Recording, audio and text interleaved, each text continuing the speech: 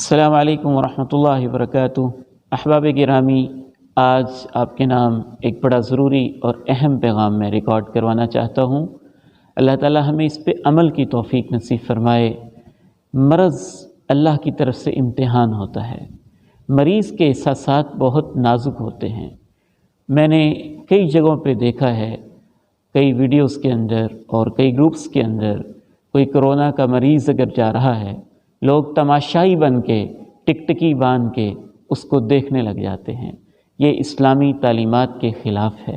اس سے اس مریض کے احساسات بری طرح مجروح ہوتے ہیں۔ وہ محسوس کرتا ہے کہ میں شاید اس مرض میں مبتلا ہو کے لوگوں کے لیے تماشا بن گیا ہوں، اور بعض دفعہ دیکھنے والے کے دل میں یہ شیطانی خیال آ جاتا ہے کہ میں پتہ نہیں اس سے کتنا افضل، کتنا بہتر ہوں، یہ پتہ نہیں اس نے کیا گناہ کیا ہے، یہ پکڑا گیا ہے اور میں اس سے بہتر ہوں، افضل ہوں، نیک ہوں، جسمانی طور پہ توانا، طاقتور، صحت مند ہوں۔ ان دونوں خیالات کے پیدا ہونے کی وجہ سے کیا خوبصورت بات فرمائی ہمارے پیارے نبی علیہ الصلاۃ والسلام نے، لا تدیم النظر الی المجزومین۔ جو مجزوم لوگ ہیں، یعنی کوڑ کے مریض، اس دور کے اندر یہ بڑا ہی خطرناک مرض ہوتا تھا، جلدی مرض تھا، اور جلد یوں گرتی رہتی اور عجیب اس کی شکل ہو جاتی۔ آپ نے فرمایا ان کی طرف لگاتار نہ دیکھو، مسلسل نہ دیکھو۔ امام مناوی نے اس حدیث کی شرح میں لکھا ہے کہ یہی وجہ ہے منع کرنے کی، ایک یہ بھی وجہ ہے تاکہ اس مریض کے اندر احساس کمتری پیدا نہ ہو، وہ بیچارہ اپنے آپ کو کمتر محسوس کر کے اس کے جذبات مجروح نہ ہوں۔ ہمارے پیارے نبی علیہ الصلاۃ والسلام نے جانور تک کے احساسات کو، ان کا لحاظ اور ان کا پاس کیا ہے۔ آپ جا رہے تھے، میں حیران ہوتا ہوں، کیا پیاری باتیں اللہ کے پیارے نبی کی۔ آپ جا رہے تھے، ایک آدمی نے بکری کو لٹایا ہوا تھا، یوں لٹا کے اس کے اوپر یوں اپنے پاؤں رکھ کے ذبح کرنے کی تیاری میں تھا، اور ساتھ ساتھ ہی اس کے سامنے چھری کو بھی تیز کر رہا تھا۔ تو آپ نے ارشاد فرمایا، اَوَ تُرِيدُ أَن تُمِيتَهَا مَوْتَاتٍ۔ اللہ کے بندے، چھری تو پہلے تیز کرتا، اس کو لٹا کے بکری کی آنکھوں کے سامنے چھری تیز کر کے اس کو دکھا کے ذبح کرنے سے پہلے ہی تو اس کو کئی مرتبہ مارنا چاہتا ہے، یعنی خوف کی موت دینا چاہتا ہے، بار بار اس کو موت دینا چاہتا ہے۔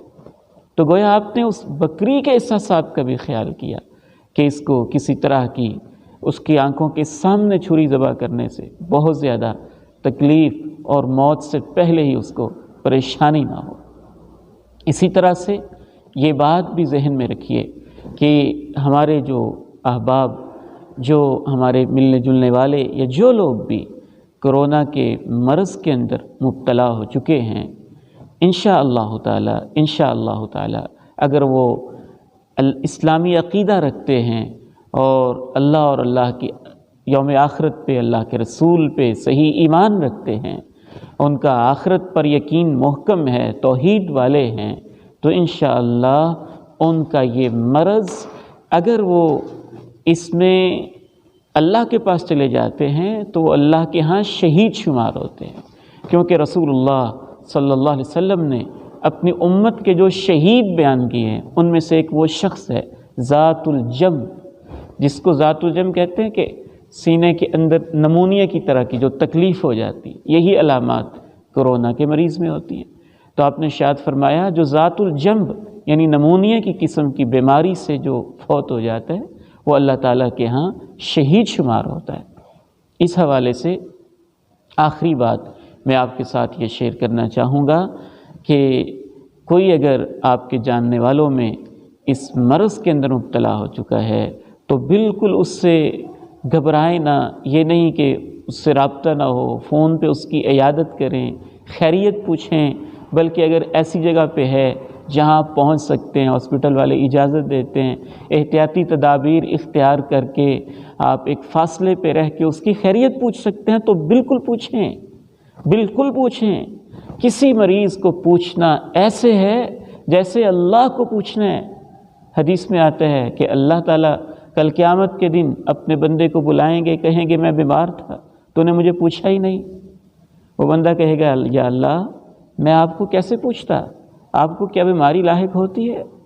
آپ نے ارشاد فرمایا کہ اللہ تعالیٰ کہیں گے میرا فلاں بندہ بیمار تھا، اگر تو اسے پوچھتا تو مجھے اس کے پاس پاتا۔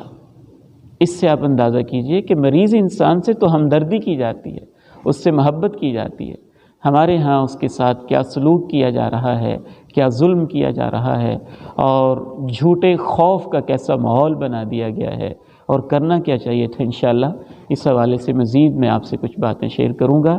اللہ تعالیٰ سے دعا ہے امت اسلامیہ کو اور پوری انسانیت کو اللہ تعالیٰ اس سخت وبا سے نجات نصیب فرمائے۔